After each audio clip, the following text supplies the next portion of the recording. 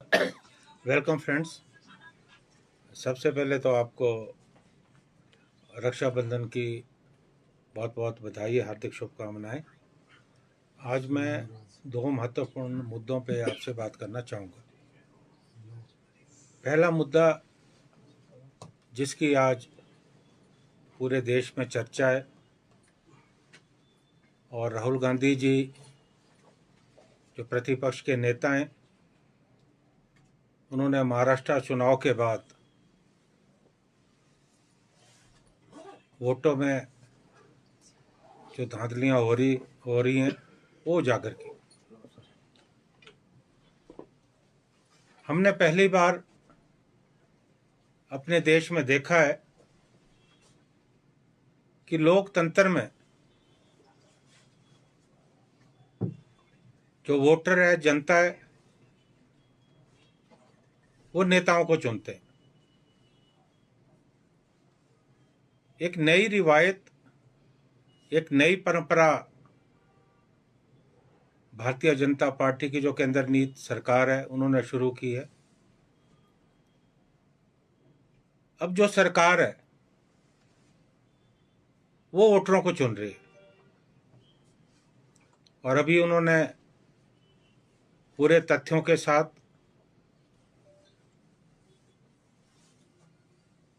और पूरे शोध के बाद जो देश में चुनाव में हो रही गड़बड़ियां वो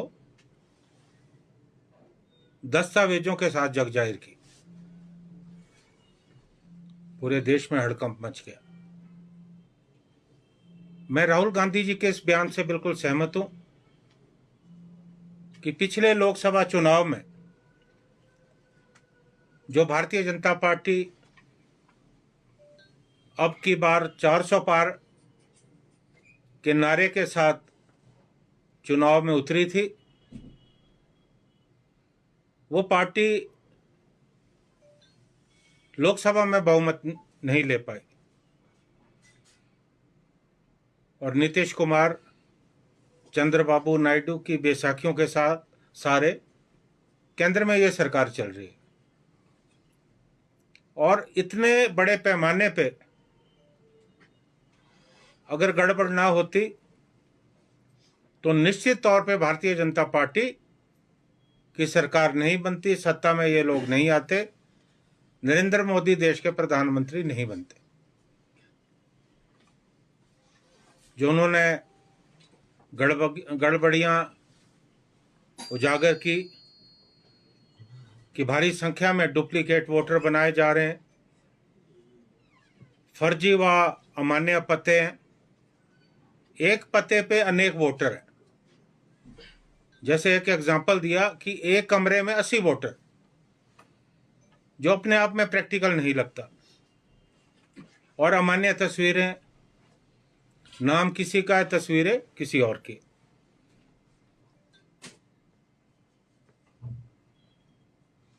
और मीडिया के लोगों ने भी कई जगह जाकर पुष्टि की है, खासकर बेंगलुरु में एक कमरे में 80 वोटर, और इंडिया टुडे की टीम ने जाकर कि पत्रकार ने इसे बिल्कुल सही पाया। और बार बार विपक्ष ये कह रहा है कि जो डिजिटल वोटर लिस्ट है वो दी जाए, जो अभी तक नहीं मिल रही। और जो वोटर लिस्टों में लगातार गड़बड़ियां हो रही हैं वो भी उजागर की गई। सीसीटीवी की जो फुटेज है वो मिटा दी गई। आखिर इतनी बड़े पैमाने पे जो गड़बड़ हो रही है वो किसके इशारे पे हो रही है? और चुनाव आयोग, जिसकी संवैधानिक जिम्मेवारी है कि आयोग देश में स्वतंत्र और निष्पक्ष चुनाव करवाए, आज वो कटघरे में खड़ा है। और मुझे इस बात की हैरानी है कि चुनाव आयोग ने कहा है कि राहुल गांधी शपथ पत्र दें या देश की जनता से माफी मांगे। अब मैं ये पूछना चाहता हूं कि जो चुनाव आयोग है, जो भी मुख्य चुनाव आयुक्त है, दूसरे आयुक्त हैं, वो संविधान की शपथ लेते हैं। राहुल गांधी जी ने भी संविधान की शपथ ली है और वो देश की संसद में प्रतिपक्ष के नेता हैं, एक जिम्मेवार व्यक्ति हैं। और लोकतंत्र में जो विपक्ष का नेता होता है, he is considered prime minister in waiting. ये लोकतंत्र की परंपरा है। जब उन्होंने इतनी बड़ी गड़बड़ियां दस्तावेजों के साथ, साक्ष्यों के साथ मीडिया के सम्मुख, जनता के सम्मुख रखी है, चुनाव आयोग तक ये बात पहुंचाई है, तो चुनाव आयोग संज्ञान क्यों नहीं ले रहा? अब चुनाव आयोग कहता है कि शपथ पत्र दें, अगर गलत होगा तो कानूनी कार्रवाई होगी। जो ओनस है वो चुनाव आयोग पे। चुनाव आयोग को अपनी निष्पक्षता साबित करनी है। चुनाव आयोग एफिडेविट दे, उनकी जिम्मेवारी बनती है कि हमने गलत नहीं किया। फिर आप आरोप प्रतिपक्ष के नेता पे लगा सकते हैं। लेकिन मामले को उलझाने का प्रयास हो रहा है, मामले को दबाने का प्रयास हो रहा है, जो लोकतंत्र की मर्यादा के अनुकूल नहीं है। मेरा यह मानना है, जो भी दस्तावेज, साक्ष्य राहुल गांधी जी ने रखे, एक जिम्मेवार व्यक्ति, एक प्रतिपक्ष के नेता के होने के नाते रखें। उन पर चुनाव आयोग को तुरंत कार्रवाई करनी चाहिए और ये साबित करना चाहिए कि देश में निष्पक्ष चुनाव हुए। लेकिन मुझे लगता है कि दाल में काला नहीं है, पूरी दाल काली है। वो इस मामले को दबाने का प्रयास कर रहे हैं, जो देश की जनता सहन करने वाली नहीं है। इस देश में जो लोकतंत्र आया है, बहुत बलिदानों के बाद हमें आजादी मिली है। बहुत बड़ा रोल इस देश में स्वतंत्रता सेनानियों का रहा। कांग्रेस के नेतृत्व में आंदोलन चला और इस लोकतंत्र को कायम रखने के लिए बहुत बड़े बलिदान कांग्रेस के नेताओं ने दिए। महात्मा गांधी जी, स्वर्गीय श्रीमती इंदिरा गांधी जी, स्वर्गीय राजीव गांधी जी, पंजाब के पूर्व मुख्यमंत्री सरदार बेअंत सिंह जी, ऐसे बहुत से नाम हैं जिन्होंने इस देश की एकता, अखंडता के लिए अपने प्राणों की आहुति दी। और राहुल गांधी उन्हीं के वंशज हैं। आज जिन पर भारतीय जनता पार्टी के नेता एक कैंपेन चला रहे हैं और आज चुनाव आयोग का अगर कोई प्रवक्ता है वो भारतीय जनता पार्टी है। क्योंकि मैं लगातार मीडिया में देख रहा हूं कि भारतीय जनता पार्टी के तमाम नेता चुनाव आयोग के रक्षा में चुनाव आयोग को डिफेंड करने के लिए उतरा है। और हालांकि चाहिए तो यह था कि जिम्मेवार सरकार होने के नाते एक विश्व की अपने आप को बहुत बड़ी पार्टी कहने वाली भारतीय जनता पार्टी चुनाव आयोग को कहती कि राहुल गांधी जी ने जो आरोप लगाए वो गलत है, आप जांच करें। और मेरी समझ में ये प्रश्न बार बार आता है कि क्यों चुनाव आयोग जांच से डर रहा है। जांच होनी चाहिए, जनता को सच्चाई जानने का पूरा हक है, ताकि दूध का दूध पानी का पानी हो। ये कांग्रेस पार्टी की मांग है। दूसरा मुद्दा जो आजकल बहुत ज्यादा चर्चा में, अमेरिका के राष्ट्रपति रोज नए नए बयान देते हैं और पूरे विश्व में उन्होंने जो टैरिफ वॉर शुरू की है, उनके अपने देश में भी इसका विरोध हो रहा है और पूरे विश्व में एक खलबली मची है। वो बार बार भारत को धमकियां देते रहे और अभी उन्होंने जो 25% टैरिफ था वो बढ़ाकर 50% कर दिया और 25% हम पे जुर्माना लगाया, दंडात्मक। अब मैं ये कहना चाहता हूं कि एक प्रभु सत्ता संपन्न देश उस पे कोई कैसे जुर्माना लगा सकता है? राष्ट्रपति ट्रंप का क्या अधिकार है? अब वो ये कहते हैं कि भारत रूस से तेल जो है आयात कर रहा है। अब हम किससे व्यापार करते हैं, ये हमारा अपना विषय है। हम पर कोई देश दबाव नहीं बना सकता कि हम फलां देश से व्यापार करें, फलां देश से ना करें। और अमेरिका का यह तर्क है,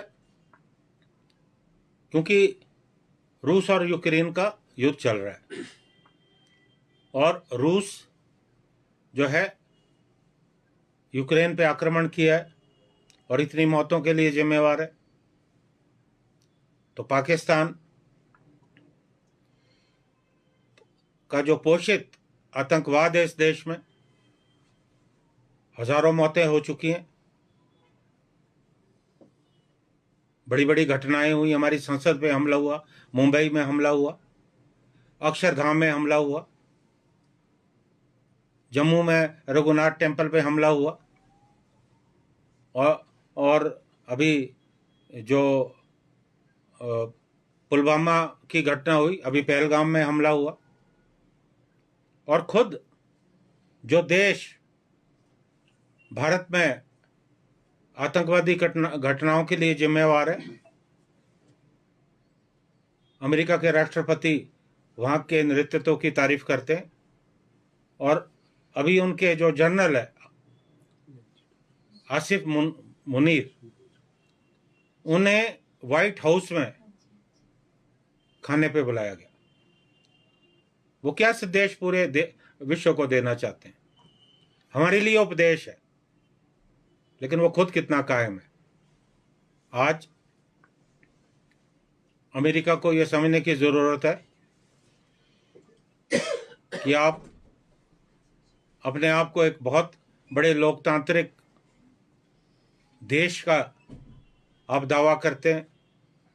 आप विश्व में लोकतंत्र की रक्षा के लिए अपने आप को बहुत बड़ा चैंपियन कहते हैं और एक लोकतांत्रिक राष्ट्र भारत, जिसे लगातार आतंकवाद का सामना करना पड़ रहा है, वहां आप मौन हो जाते हैं। मेरा यह मानना है, जो मैं बार बार बात करता रहा हूं। और अभी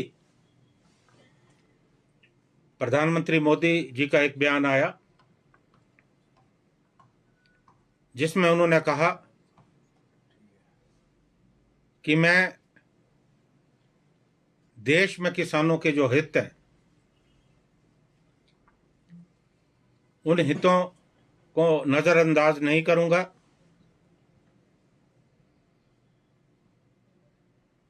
और किसानों के हित सर्वोपरि है, कोई समझौता अमेरिका से नहीं होगा। हम स्वागत करते हैं। उन्होंने बहुत बड़ी बात कही क्योंकि अमेरिका टैरिफ का दबाव बनाकर भारत के कृषि और डेयरी क्षेत्र में प्रवेश करना चाहता है। आज देश में 40% जो रोजगार है वो इन क्षेत्रों से आता है। ये स्वागत योग्य उनका बयान है, लेकिन इसे अमल में लाने की जरूरत है। हम सेब बहुल क्षेत्र से आते हैं। 50% अभी शुल्क है। जब अमेरिका ने दुगना किया है तो आप भी इसे 50 से बढ़ाकर इसे 100% करें, क्योंकि हमारी आर्थिकी का सवाल है और अमेरिका के किसी दबाव में हमें झुकने की जरूरत नहीं है। और आज हमें नए सिरे से अपनी जो विदेश नीति है उस पर पुनर्विचार करने की जरूरत है। और मुझे उम्मीद है कि हमारा देश किसी दबाव में नहीं झुकेगा। और एक मांग जो मैंने जब पाकिस्तान के साथ संघर्ष चल रहा था उसके बाद रखी कि जिन देशों ने पाकिस्तान की मदद की, खासकर तुर्की और अजरबैजान, उनसे हमें व्यापारिक रिश्ते खत्म करने चाहिए। देश के व्यापारियों ने स्वागत किया और उन्होंने जो वहाँ से आयात होता था उस पर जो है उन्होंने रोक लगाई। अभी तुर्की से सेब भारतवर्ष में आता है। मैंने ये बात कही थी कि व्यापार और दुश्मनी साथ साथ नहीं चल सकती। हालांकि अभी तक तुर्की पे कोई प्रतिबंध नहीं लगाया गया। तो मेरी केंद्र सरकार से मांग है कि तुर्की पे तुरंत जो है प्रतिबंध लगाने की ज़रूरत है और हमें आयात हर तरह का, उसमें सेब भी शामिल है, उसे रोकने की ज़रूरत है। Thank you very much.